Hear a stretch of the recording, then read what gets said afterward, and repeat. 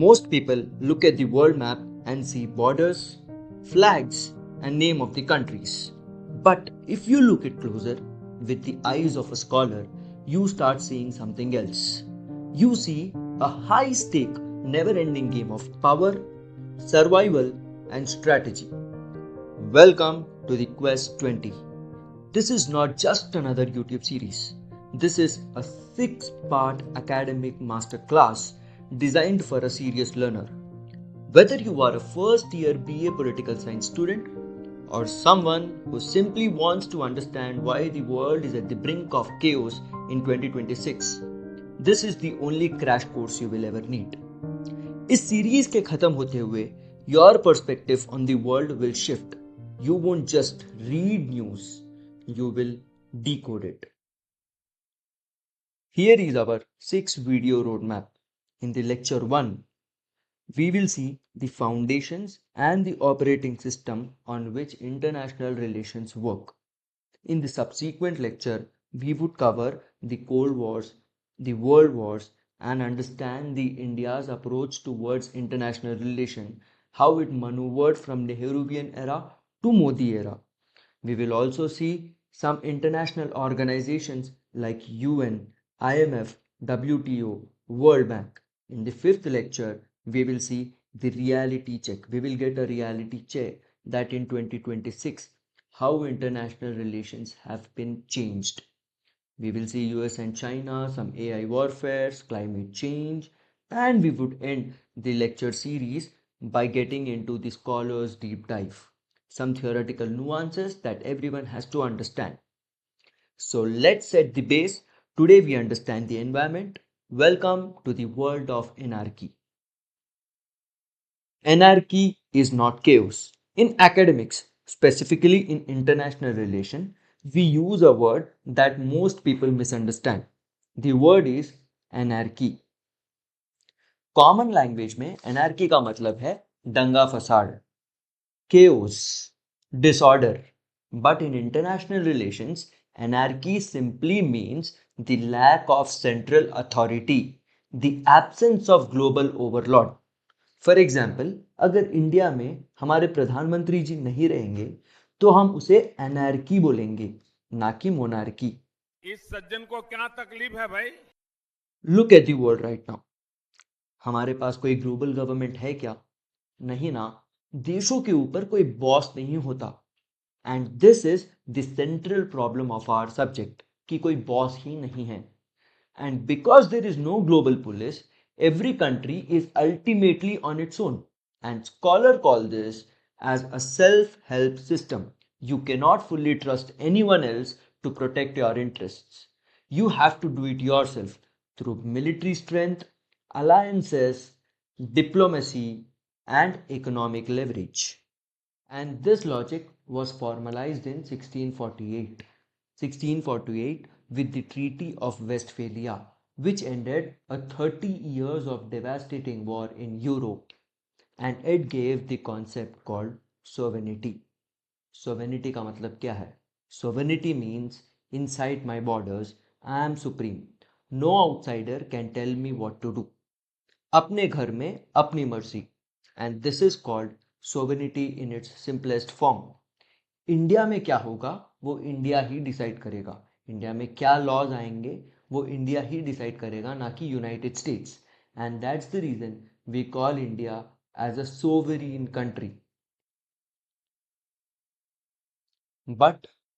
But here is the paradox, and this is where academic theory meets your pocket. If your country is truly sovereign, then why in March 2026, when Iran threatened to block the Strait of Hormuz, did the entire world panic? Why did the entire world panic? Because sovereignty stops where the interests of powerful people begin. And this is what textbooks call the gap between de jure sovereignty and de facto sovereignty. De jure sovereignty का मतलब क्या है? The legit rule, the legit right to rule. And de facto sovereignty का मतलब क्या है? The actual ability to exercise that right without external pressure. For example, India में D jury head हम प्रेसिडेंट को कहते हैं और डी फैक्टो हेड हम प्राइम मिनिस्टर को कहते हैं। प्रेसिडेंट बोलने के लिए हेड ऑफ द स्टेट है, लेकिन रियल पावर्स पूरे प्राइम मिनिस्टर के पास है। One exist in law and another exist in power and international relations live in that gap. When Iran closed the strait, global prices spiked. India's petrol price went from 95 to 115. A sovereign decision by one country affected the daily budget of 1.4 billion people. And यही moment है जहां आपको लगता है कि sovereignty सिर्फ एक word है, पर actually it's a battlefield. Now that we understand the environment, we have understood anarchy, we have understood sovereignty, let's ask who are the actors on this global stage? Traditionally, your graduation textbooks will tell you the state is the only primary actor. And that is not wrong. States have territory, population, government, military, legal authority. States sign treaties, they declare wars, they form alliances. But in 21st century, the stage has become more crowded. Let me walk you through the four categories of actor you need to remember. States, international governmental organization, multinational corporations, the non-state actors. State as a primary actor. Yes, still primary, still the most important. India, China, America, Russia, Japan, North Korea. When we talk about foreign policy, we mostly talking about states. Second is international governmental organizations. These are the organizations created by the states for the states. The United Nations, NATO, ASEAN countries, African Union, their job is to manage anarchy, to give states a forum to coordinate, to create rules, to create uncertainties? No, to reduce uncertainties. But remember, their power is only as strong as the member states allow them to be. Third is MNCs, multinational corporations. And this is where modern IR gets genuinely interesting. The annual turnover of several major corporations exceeds the GDP of many countries. When Apple decides to shift its supply chain, or when a major energy corporation makes a strategic decision, it can reshape trade flows, influence governmental policies, create economical dependencies between nations. ये सिर्फ business नहीं है, ये power है. Now, fourth is non-state actors, and this category has two subparts. One is legitimate non-state actors, and the other one is non-legitimate actors. Legitimate non-state actors includes NGOs like Amnesty International, Greenpeace. They don't have armies, but they shape global norms, influence public opinion, and increasingly participate in international policy making. Non-legitimate actors are terrorist organizations, armed non-state groups, transnational criminal networks, uncomfortable to include but impossible to ignore. September 11th was not executed by a state. The Islamic State at its peak controlled territories spanning two or more countries. These actors operate outside the rules. तो picture थोड़ी complex हो गई ना. It's not just about countries talking about countries. It's a crowded stage, a complicated stage. And if you do not understand who the players are, you'll not be able to understand the game. Now we arrive at the most important intellectual tool of this entire course. How do scholars explain what happens in this anarchic and multi-actor world? We have primarily three lenses. Throughout this 6 lecture series, we will use these three perspectives to analyze every major event from wars to trade deals to climate summits.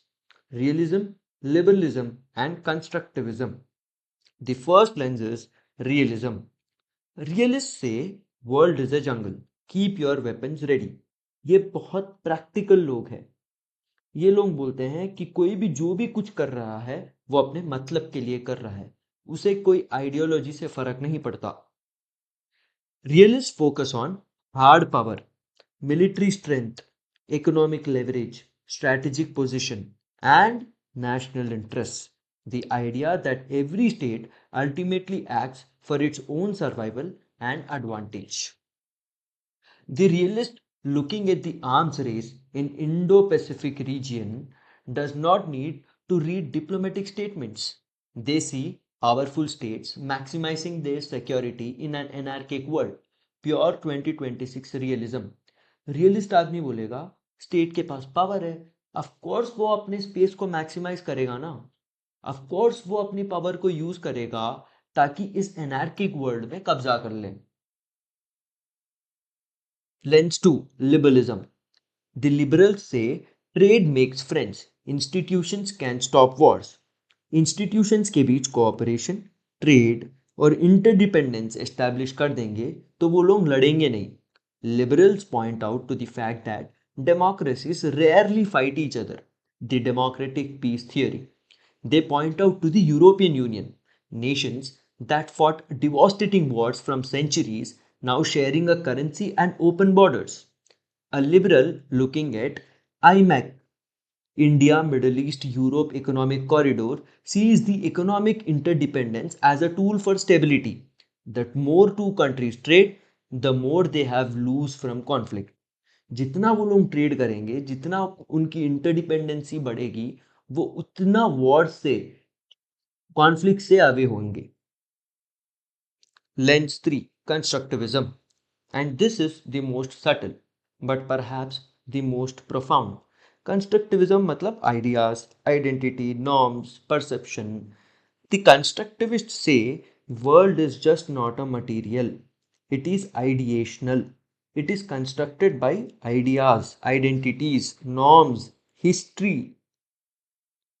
Alexander Vendet, the central figure of constructivism, made a famous argument that anarchy is what states make of it, meaning anarchy itself does not determine how states behave. What determines behavior is how states perceive each other. मेरे दिमाग में वो opposite state की value क्या है, what norms they share, what identities they hold. For example, why can India and United States, whose geopolitical interests do not always align, maintain a functional strategic partnership? Because there is a shared identity, democratic values है, historical goodwill, a shared concern towards the China's rise. This is constructivism in action. Why does India and Pakistan conflict feel so intractable compared to, say, France and Germany, who fought three devastating wars within a century, are now close allies? Because France and Germany chose to reconstruct their identity and relationship. India and Pakistan, for some complex historical reasons, reasons, political reasons, have not reached that point. So, a constructivist would say the constraint is not the geography, not the resources, it is the idea that each holds towards each other. एक mental construct मैंने बना लिया कि USA के साथ मेरे को संधि करना है तो करना है. प्रॉबेबली पाकिस्तान के साथ मेरे वैल्यूज ठीक नहीं बैठेंगे, इसलिए मैं उनके साथ संधि नहीं करना चाहूंगा. ठीक है, ये तीन लेंसेस, रियलिज्म, लिबरलिज्म और कंस्ट्रक्टिविज्म, ये हमारे पूरे सीरीज का पार्ट है और ये हम इसे हर जगह यूज करेंगे. Every lecture, every event, every crisis, we will examine through at least one of the lens or often all of the lenses. Let me bring the lecture 1 to a close. Think of today's session as the software installation. You have understood the environment, which is anarchy. Anarchy means no central authority, no global enforcer. You have understood the foundational principle called sovereignty. Sovereignty means supreme within your borders but always under pressure from power. You have met the players, states, IGOs, MNCs, and non state actors. You have been given three analytical lenses: realism, liberalism and constructivism to make sense of what you observe. ये base install हो गया है, but power, where does it actually come from? Why is dollar? Why is India sitting on the strategic gold mine in 2026? Why is world still living in the shadows of war fought 100 years ago? To answer that, we have to go backwards before we can go forward. In lecture 2, we will break down the history that created this operating system. We will understand World War I, we will understand World War II, we will see the Cold War and the terrifying logic of mad, mutually assured destruction. If today's concepts are bones, then next lecture would be the blood. It would be the history, and history is the blood. By the end of this 6 lecture course, you will be able to sit in a room of diplomats and speak their language. No, not because you have memorized the facts, but you have understood the structure. Now, before you go to apply for the foreign ambassador job, go to the comment section, define sovereignty in your own words. But here is the catch. Give me one current example from 2026 where you believe sovereignty is being genuinely respected and one where it is clearly being violated or pressured. I will be reading this personally. The best ones will be discussed in a future video. This is Quest 20 lecture 2 में मिलते हैं. जय हिंद.